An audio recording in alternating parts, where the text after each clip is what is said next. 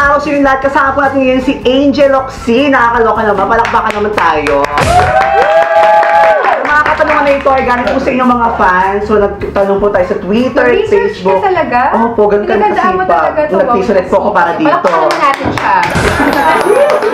And sabi ni Job Christian, kung hindi po kayo artista, ano po maging profession ninyo? I think nakakulong ako ngayon.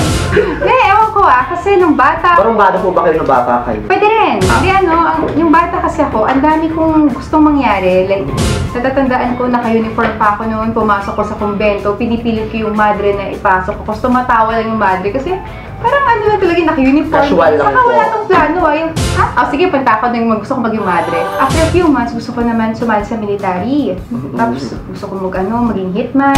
Hitman maging po. doktor. So sino po gusto nyo patayin? Ang dami kong ganun. Parang ang dami kong paiba-iba. Hanggang sa na-realize ko na lang pala na yung ginagawa ko na itong artista na ako na baka ito yung hinahanap ko ng bata ko na hindi ko lang ma-express kasi wala namang taga-showbiz sa pamilya ko. Wala namang kaming ganong So kayo po ang first in line. Yeah, so parang feeling ko gusto ko Walang maging influence artista kasi ang dami kong roles na gustong gawin ng bata ko na Opo. paiba-iba. Baka artista nga talaga. Okay, yan ang bongga naman. Sabi naman ni Gwen at hindi ko alam yung ibig sabihin ng pangalan niya, pero binasa ko lang. Ano ang sikreto sa pagiging maganda? Hindi lang sa physical na anyo. Para malaman naman po namin at ma-inspire po kami.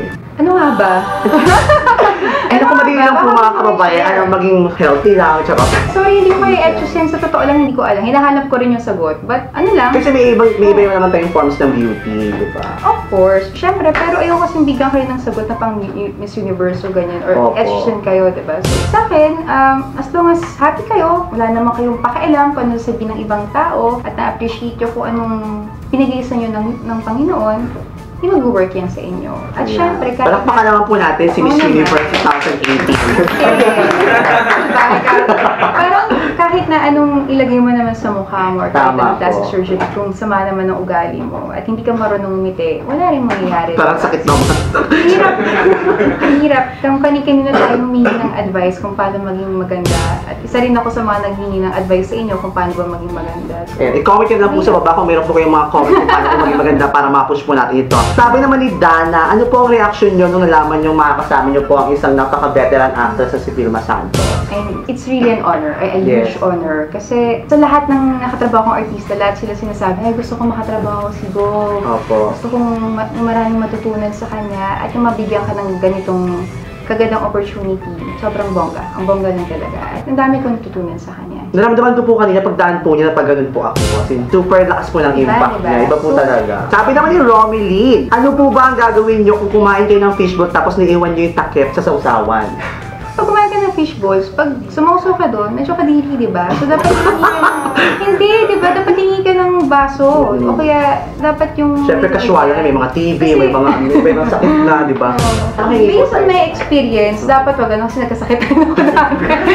Dapat wag ano. So, dapat hindi Kailangan may tayo... sausawan po. Separate na sausawan. So, bawal tayo Seryoso ka talaga yung tanong. Okay lang po yan. Sabi ni Regine, may mga insecurities po ba kayo sa katawan kahit ang ganda-ganda niyo na po? Kahit kaharap niyo po ko ngayon. Thank you naman sa papuri Pero, I think lahat naman tayo may mga hindi tayo gusto sa sarili natin. Siguro, depende na lang yung kung paano mo siya dadalhin. To cope out. Yeah. No, English ako, hindi ko alam ibig sabihin nun. Sabi naman po ni Carl, kung mayroon kang pagkakataon para itama ang isang mali sa nakaraan, ano po ito? Pagkakataon para itama ang mali sa nakaraan. Ang dami kong kapalpakan sa buhay, ang dami kong maling desisyon. Sa daming maling desisyon na yun, I think hindi ko naman mararating kung gaano ko ka-strong as a person ngayon, kung hindi naman dahil sa mga yun. So, ayoko na rin palitan. Sabi ni John Daniel, nakakalasod pa rin ba daw ang lasod kahit expire na ito? Hard naman ito. Kung may nakatry na at nag-survive Nag-succeed. naman, baka pwedeng i-share sa atin. So, ayan, i-push niyo. I-comment mo kung na-try mo na, no? So, Miss Angel, pwede kayo mag-invite sa inyong movie po ngayon na bonggang-bongga, first offering ng Star Cinema ngayon 2016. First, gusto ko ba naman pasalamat sa Ay, thank you sa po. time, sa kasal, napakakwelang interview na to. So, maraming salamat, Lloyd. At saka, ano ba? Yan seryoso. At saka, syempre, sa lahat po ng mga nanonood ngayon. So, thank you so much. And I hope panoorin po ninyo ang Everything About Her. Kasama po namin, syempre, dito ang nag-iisang Vilma Santos. At syempre, si Sian Lim po, directed by Binibining Joyce Bernal. Isa po itong isang napakagandang kwentong pampamilya na lahat tayo makaka-relate kasi lahat naman tayo nakaka-relate sa pag-ibig eh. Kaya maraming salamat, Miss Angel Oxy. Pakabaka naman po natin. Thank you po. Thank you so much, Thank you po. Hindi ka ba naubusan ng laway sa... Ay, sanay na po akong ganyan. Thank you, Thank you, thank you. Next tayo.